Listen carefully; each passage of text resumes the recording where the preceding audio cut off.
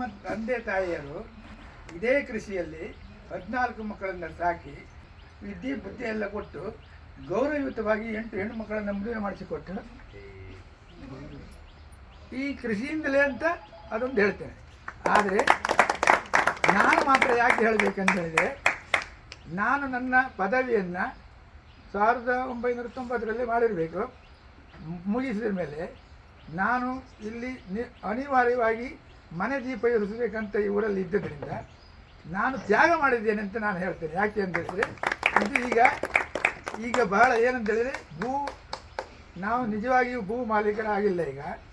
ನಾವೀಗ ಕಾರ್ಮಿಕರ ಸ್ಥಿತಿಯಲ್ಲಿದ್ದೇವೆ.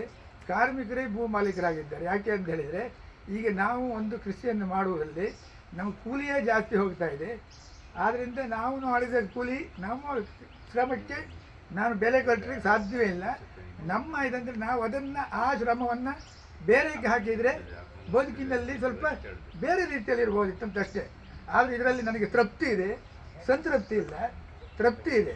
ಯಾಕೆ ಅಂತ ಹೇಳಿದರೆ, ಸ್ವಾಭಿಮಾನದ ಬದುಕನ್ನು ಇದರಲ್ಲಿ ಬದುಕ್ತಾ ಇದ್ದೇನೆ. ಸ್ವಾವಲಂಬನೆಯ ಬದುಕು ಆಗಲಿಲ್ಲ ಕೃಷಿಯಲ್ಲಿ ಅಂತ ಅದನ್ನು ನಾನು ಹೇಳ್ತೇನೆ. ಯಾಕೆ ಅಂತ ಹೇಳಿದರೆ, ನಾವು ಬೆಳೆದ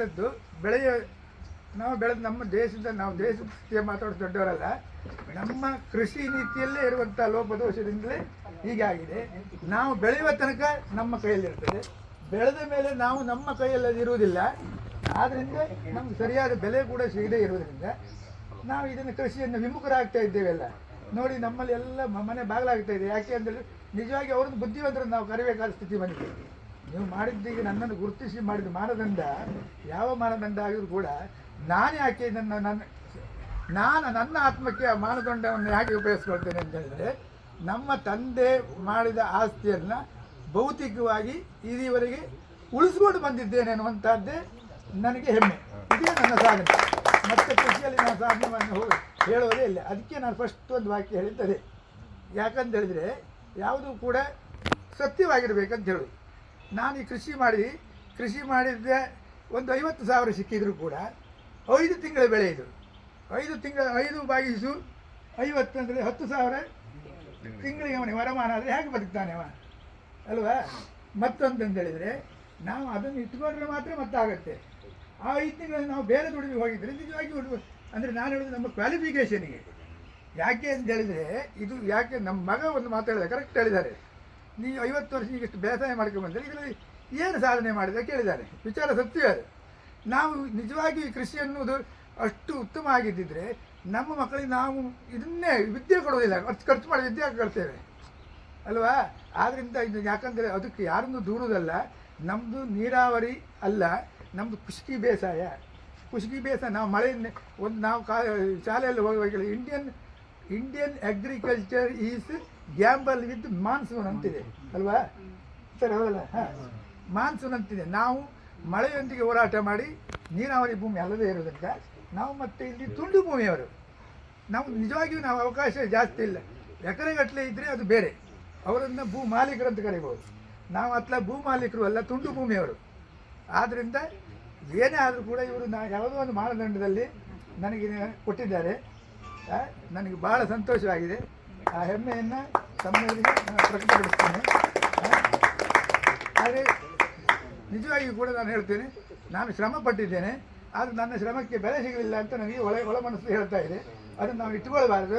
ಅದನ್ನು ಹೇಳೋಕ್ಕೆ ನಾನು ಮೊದಲೇ ಹೇಳಿದ್ದೇನೆ, ಅವಳಿಗೆ ಸ್ಪಷ್ಟವಾಗಿ ಹೇಳಿದ್ದೇನೆ.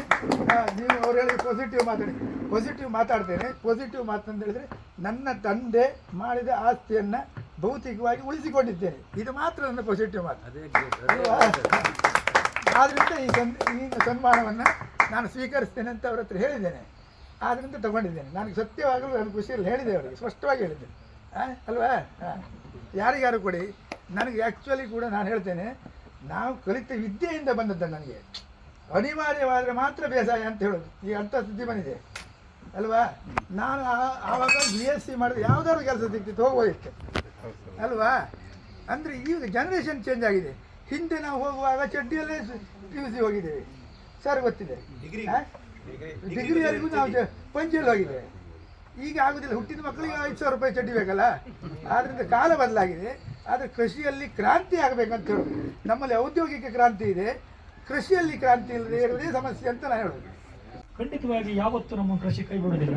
ನಮ್ಮ ಕೃಷಿಯಲ್ಲಿ ನಮ್ಮ ಸವಲತ್ತು ಹೇಗೆ ಹೇಳಿ, ನಾವು ಕರೆಕ್ಟಾಗಿ ಮಾಡ್ತಾ ಇಲ್ಲ, ತಪ್ಪು ನಮ್ದು. ಬರೀ ವರ್ಷಕ್ಕೊಂದು ಬೆಳೆ ಮಾಡ್ರೆ ನಮ್ಮ ಕೃಷಿ ಕನ್ಸ್ಕೊಳ್ಳೋದು ಇಲ್ಲ, ಅದು ಲಾಭದಾಯಕವೂ ಅಲ್ಲ. ನೀವು ಹೇಳ್ರಿ 14 ಜನ ಮಕ್ಕಳು ನಿಮ್ಮನ್ನು ಬಲ ಮಾಡಿ ನಿಮಗೆ ಓಸೆ ಮಾಡೋದು ಕೃಷಿಯಲ್ಲಿ, ಅವ್ರು ಯಾಕೆ ಸೋಲಿಲ್ಲ? ಇಲ್ಲ, ನಾವು ಈಗ ಇಲ್ಲ ಸರ್, ಈಗ ನಾವು ಸೋಮಾರಿಗಳು, ನಾವು ಕರೆಕ್ಟಾಗಿ ಕೃಷಿ ಮಾಡ್ತಾ ಇಲ್ಲ. ಇವತ್ತು ನಾನೇ ಕೃಷಿ ಮಾಡ್ತಾ ಇದ್ದೇನೆ. 10 ಮೂಡಿ ಕೃಷಿ ಭೂಮಿನ ಮಾಡ್ತೇನೆ. ಶಿವಮೂರ್ತಿ ಗೊತ್ತುಂಟು, ರವೀಂದ್ರ ತಡೆ ಗೊತ್ತುಂಟು. ನಾನು ಒಂದು ಕೃಷಿ ಮಾಡೋದಿಲ್ಲ. ಕೃಷಿ ಅಂತಂದ್ರೆ ಮತ್ತೊಂದು ಸರ್, ನೀವು ಡಾಕ್ಟರ್ ಆಗಿ, ಇಂಜಿನಿಯರ್ ಆಗಿ, ಮಾಸ್ಟರ್ ಆಗಿ, ನೀವು ಆಕ್ಟರ್ ಆಗಿ, ನೀವು ಏನು ಬೇಕಾರಾಗಿ, ಕೃಷಿಗೆ ಅದಕ್ಕೆ ಆದಂಥ ಒಂದು ಬಿಡ್ಬೇಕಂತ ಇಲ್ಲ. ಬೆಳಗ್ಗೆ 1 ಗಂಟೆ ನಾವು ಕೃಷಿ ಕೆಲಸ ಮಾಡಿದ್ರೆ ಸಾಕು ಸರ್. ಅದನ್ನೇ ಅವಲಂಬಿಸ್ಕೊಂಡು ನಾನು ಹೇಳೋದಿಲ್ಲ ಮಕ್ಕಳನ್ನ ಯಾರು ಓದಬೇಡಿ. ನಮ್ಮ ಸಂತೋಷ್ ಮಾಸ್ಟರ್ ತೀರ್ಕೊಂಡು ನನ್ನ ಸ್ನೇಹಿತ ಯಾವತ್ತೂ ಮಾತಾಡ್ತಿದ್ದ, ಉತ್ತಮವನ್ನು ಉತ್ತಿದ್ರೆ ಬಿಕ್ಕಳಿಸುವ ಜಾಗವಲ್ಲ ಅಂತ. ಒಬ್ಬ ರೈತ ಮುನಿಸ್ಕೊಂಡು 10 ಜನ ಹಸ್ಕೊಳ್ತಾರೆ. ಅದೇ 100 ಜನ ರೈತ ಮುನಿಸ್ಕೊಂಡ್ರೆ 1000 ಜನ ಹಸ್ಕೊಳ್ತಾರೆ. 1 ಲಕ್ಷ ಜನ ರೈತವೆಲ್ಲರೂ ಹೀಗೆ ನಮ್ಮ ಥರ ಮುನಿಸ್ಕೊಂಡ್ರೆ ಇಡೀ ದೇಶ ಉಳಿಸಾಯ್ತದೆ. ಖಂಡಿತವಾಗಿಯೂ ಮಾಡಲೇಬೇಕು, ಕೃಷಿ ಮಾಡಲೇಬೇಕು ಸರ್. ಅದನ್ನಲ್ಲೇ ತೊಡಗಿಸಿ ಅಂತ ನಾನು ಹೇಳೋದಿಲ್ಲ ಸರ್. ಅಧಿಕಾರಿಗಳಿದ್ದಾರೆ, ನಾವು ಎಲ್ಲಿ ತಪ್ಪೇವೆ ಅಂತ ಹೇಳಿದ್ರೆ, ನಾವು ಒಂದು ಕೃಷಿ ಮಾಡೋ ಒಂದು ಬಜೆಟ್ ಮಾಡ್ಕೊಳ್ತಾ ಇಲ್ಲ, ನಾವು ಒಂದು ಪ್ಲಾನ್ ಮಾಡ್ಕೊಳ್ತಾ ಇಲ್ಲ. ಟ್ರ್ಯಾಕ್ಟರ್ ಬಂದ್ರು ಕೂಡ ಹೂಡಿಕೆವಾದ ಕಳತ್ ಪೂರ ಬೇರೆ ಗೆದ್ದಿಗೆ ಹೋಯ್ತು. ನಮ್ಮಲ್ಲಿ ಸಿಕ್ಕಾಪಟ್ಟಿ ಮಳೆ ಜಾಸ್ತಿ ಪ್ರದೇಶ, ನಾವು ಅದಕ್ಕೆ ತಕ್ಕನಂತೆ ಬೆಳೆ ಬೆಳೀತಾ ಇಲ್ಲ. ಉದಾಹರಣೆ, ನಾನೇ ಒಂದು ವರ್ಷ ಕೃಷಿ ಮಾಡಿದೆ, ಈ ವರ್ಷ ಮಾಡಿದೆ, ಹೋದ ವರ್ಷ ಮಾಡೋದು ನೆರೆ ಬಂತು, ಮತ್ತೆ ಹೋಯ್ತು, ನಾನು ಕೈ ಬಿಟ್ಟೆ. 13 ಗೆದ್ದಿ ಕೃಷಿ ಮಾಡೋಕ್ಕಾಗಿಲ್ಲ. ಈ ವರ್ಷ ಮತ್ತೆ ಮಳೆ ಬಂತು, ಹೋಯ್ತು, ಬಿಡಲೇ ಇಲ್ಲ. ಮತ್ತೆ ಪುನಃ ಒಂದು 350 ಮ್ಯಾಚ್ ಪುನಃ ಗಟ್ಟಿ ಮಾಡಿದೆ. ಅದು ಇವತ್ತು ಹಿಳ್ಳು ಹೊಡೆದು ಕೊನೆ ಬಿಟ್ಟು ಕಂಡ್ರೆ ಅಷ್ಟು ಖುಷಿ ಆಗ್ತದೆ. ಗೆದ್ದಿಗಾರ ಹೇಳೋದು, ನೀವು ಭಯಂಕರ ಮನ ಸಾಧನೆ ಮಾಡಿ ತಗೊಂಡೆ. ನಾನು ಯಾಕೆ ಹೇಳ್ತೇನೆ ಸರ್ ಅಂದರೆ, ನಾವು ಯಂಗ್ಸ್ಟರ್ಸಿಗೆ ಇನ್ನು ನಾವು ಏನಾದರೂ ಒಂದು ಉತ್ಸವ ಹೊಡೆದೇ ಇದ್ರೆ ಕೃಷಿ ಕೈದಾಗ್ತದೆ. ಕೃಷಿ ಕೈದಾಯ್ತು ಅಂತ ಹೇಳಿದ್ರೆ ನಾವಿನ್ನು ಮೆಡಿಕಲ್ ಮಾತ್ರೆ ತಿನ್ಬೇಕು. ನಾನು ಬೆಂಗಳೂರವನು, ಮೈಸೂರಿನವನು, ದಾವಣಗೆರೆಯವನು, ನಮ್ಮ ದೇಶದ ಎಲ್ಲೋ ಒಬ್ಬ ರೈತ ಬೆಳೆದಿದ್ರೆ ಏನು ಸರ್, ಒಬ್ಬ ರೈತ ಏನೋ ಕೃಷಿ ಮಾಡದೇ ಇದ್ರೆ ನಾವು ಏನು ತಿನ್ಬೇಕು? ಏನು ತಿನ್ಲಿಕ್ಕಿಲ್ಲ. ಆದರೆ ಕೃಷಿ ನಮ್ಮ ಲಾಭದಾಯಕ. ನಾನು ಇವತ್ತಿನ ನೀವು ಸುಮಾರು ಮನೆ ಬಂದು ನೋಡ್ತೀನಿ, ನಾನು 10 ಎಕರೆ, 5 ಎಕರೆ, 3 ಎಕರೆ ಅಲಗಾಳಿ ಬೆಳಿತೆ, 2 ಎಕರೆ ಕರ್ಬೂಜಿ ಬೆಳಿತೆ, 1 ಎಕರೆ ತರಕಾರಿ ಬೆಳಿತೆ, 100 ಮಲ್ಲಿಗೆ ಗಿಡ ಪ್ರತಿದಿನ ಆದಾಯ ನನಗೆ. ಮಲ್ಲಿಗೆ ಬೆಳಿತೇನೆ, ನಾವು ಕೊಡ್ತೇವೆ 3 ವರ್ಷಕ್ಕೆ. ಯಾಕೆ? ಇದು ರೈತ ನಾನಂತ ಅಲ್ಲ. ನಾವು ಏನು ಸಮಗ್ರ ಕೃಷಿ ಪದ್ಧತಿನ ಅಳವಡಿಸ್ಕೊಳ್ಳೋದು ಇದ್ರೆ, ನಾವು ಸಮಗ್ರ ಕೃಷಿ ಪದ್ಧತಿ ಡೈಲಿ ರೈತನ ಕೈಗೆ ಕನಿಷ್ಠ ತಿಂಗಳಿಗೆ 1 ಆದಾಯ ಬರಬೇಕು. ನೀವು ಹೇಳಿದ್ರೆ ವರ್ಷಕ್ಕೊಂದು ಸಾಗುವಳಿ ಮಾಡಿದ್ರೆ ಖಂಡಿತ ಆಸೆ. ಹಂಗೆ ಮಾಡೋಕ್ಕಾಗ ಖಂಡಿತವಾಗಿಯೂ ಮಾತಾಡ್ಲಿಕ್ಕೆ ಸರ್ ಹಂಗಲ್ಲ. ನಾನು ತಪ್ಪೇ ನೋಡಿ ಸರ್, ನಿಮ್ದು ಅನುಭವ ಕರೆಕ್ಟ್ ಹೇಳೋದು, ನಾನು ತಪ್ಪನ್ನು ಹೇಳ್ತಾ ಇಲ್ಲ. ಜಯರಾಮ್ ಶೆಟ್ಟರ್ ನೀವು ಎಷ್ಟು ಲಾಭ ಮಾಡ್ರಿ ಕೇಳ್ಬೋದು. ನಾನು ಇವತ್ತಿನ ಮಗಳಿಗೆ ಎಜುಕೇಶನ್ ನಂದು ಒಂದು ಹಂಗಲ್ಲ. ಒಬ್ಬ 4 ಎಕರೆ 5 ಎಕರೆ ಭೂಮಿ ಇದ್ರೆ ಬಂಗಾರ ಬೆಳಿಬೋದು. ಹೇಗೆ ಕೇಳಿ ನೀವು? ನಮ್ಮಲ್ಲಿ ಮಳೆ ಕೃಷಿ ಕರೆಕ್ಟ್. ನಾವು ನೆಲಗಳಿ ಬೆಳೀತು, ನೆಲಗಳಿ ವರ್ಷ ಮೇಲೆ ಆಸೆ. ನಾವು ಹೆದರ್ಕೊಳ್ಳೇ ಇಲ್ಲ. ಯಾಕಂದ್ರೆ ನನಗೆ ಭತ್ತದಲ್ಲಿ ಬಂತು, ಕೊರಗುಂಜಿ ಹಾಳಾಯ್ತು, ಮಲ್ಲಿಗೆಲ್ಲಿ ಬಂತು. ರೈತ ಒಂದಲ್ಲ ಒಂದು ಅಳವಡಿಸ್ಕೊಂತವಾರ ನಾವು ಇದಾಗ. ಮತ್ತು ಹೈನುಗಾರಿಕೆ, ಈಗ ನಾವು ಬಗ್ಗೆ ಹೇಳ್ಬಿಡಿ, ಮುಚ್ಚ ಆಲ್ರೆಡಿ ಇದೆ. ನಿಜವಾಗಿ ಸರ್, ಹಾಲು, ಮೊಸರು, ಬೆಣ್ಣೆ, ತುಪ್ಪ, ಇದು 5 ಜೊತೆ ಒಳಗಿದ್ರೆ ಅವ್ನು ಯಾವ ಸಂಪತ್ತು ಬೇಡ, ಅದು ಬೇಕು. ಅದು ನಮ್ಮಲ್ಲಿ ಖಂಡಿತ ಇದೆ.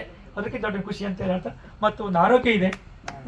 ಧಾರಣೆ ಇಲ್ಲ, ಅದು ತುಂಬಾ MSP ಅಂತ ಮಾಡಿದ್ದಾರೆ, ಮಿನಿಮಮ್ ಸಪೋರ್ಟ್ ಪ್ರೈಸ್ ಅಂತ. ಸರ್ಕಾರದವರು ಇದ್ರ ಬಗ್ಗೆ ಏನು ಕ್ರಮ ತೆಗೆದುಕೊಳ್ಳೋದಿಲ್ಲ. ಅದು ಯಾಕಾಗಿದೆ? ನಮ್ಮ ರೈತ ಸಂಘಟನೆ ನಮ್ಮಲ್ಲಿ ಭಾರಿ ವೀಕ್ ಉಂಟು. ರೈತ ಸಂಘಟನೆ ಆದರೆ ಹಾಗೆ ಆಗ್ತದೆ. ಮತ್ತು ಸಪೋರ್ಟ್ ಪ್ರೈಸ್ ಯಾಕೆ ಫಿಕ್ಸ್ ಮಾಡುವುದು? ಸಪೋರ್ಟ್ ಪ್ರೈಸ್ಗಿಂತ ಕಮ್ಮಿಯಲ್ಲಿ ತೆಗಿತಾರೆ. ಈಗ ಸರ್ಕಾರದವರು ಭತ್ತ ತೆಗಿತೇನೆ ಅಂತ ಹೇಳ್ತಾರೆ 2369ರಲ್ಲಿ.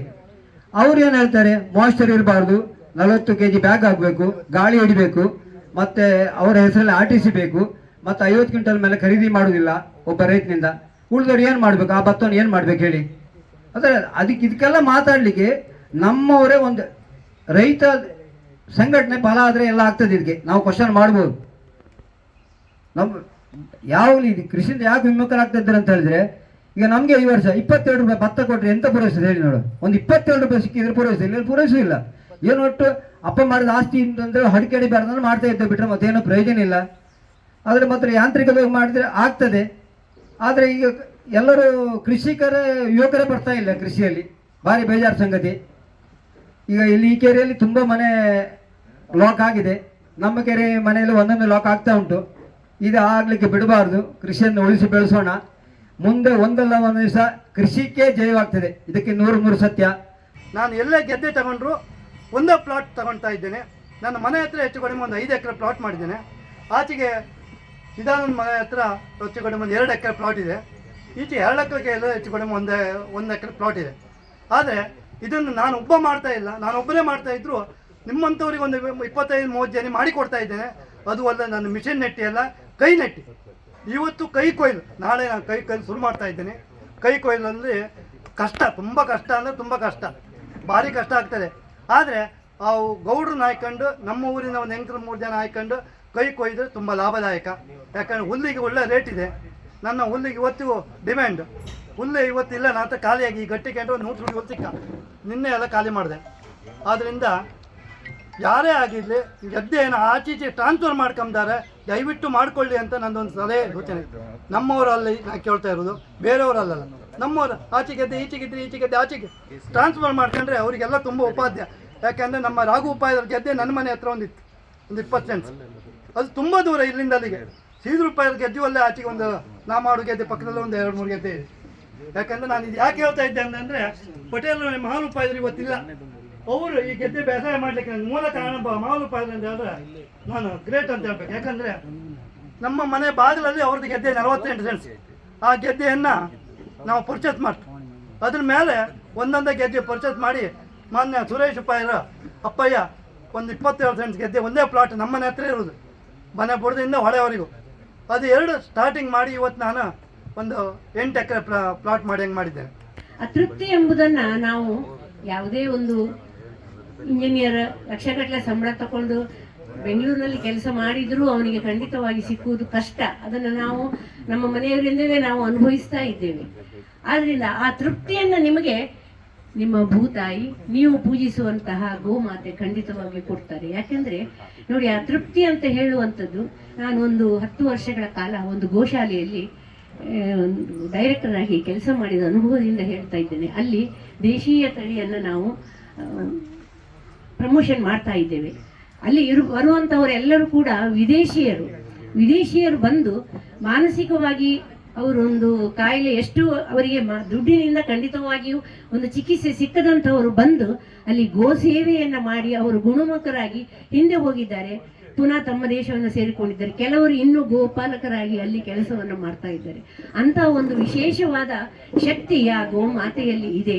ನೀವು ಗೋಮಾತೆಯನ್ನು ಪೂಜಿಸ್ತಾ ಇದ್ದೀರಿ, ಅದೇ ರೀತಿಯಾಗಿ ಭೂಮಾತೆಯನ್ನು ಕೂಡ ಒಂದು ಬೇಸಾಯದ ಮೂಲಕ ಪೂಜಿಸ್ತಾ ಇದ್ದೀರಿ. ನಿಮಗೆ ಇನ್ನಷ್ಟು ಈ ಒಂದು ಕೆಲಸವನ್ನು ಮಾಡಲಿಕ್ಕೆ ಆ ಗೋಮಾತೆಯು ಭೂಮಾತೆಯು ಶಕ್ತಿಯನ್ನು ಕೊಡಲಿ ಅಂತ ಕೇಳುತ್ತಾ ಅವಕಾಶಕ್ಕಾಗಿ ಧನ್ಯವಾದ.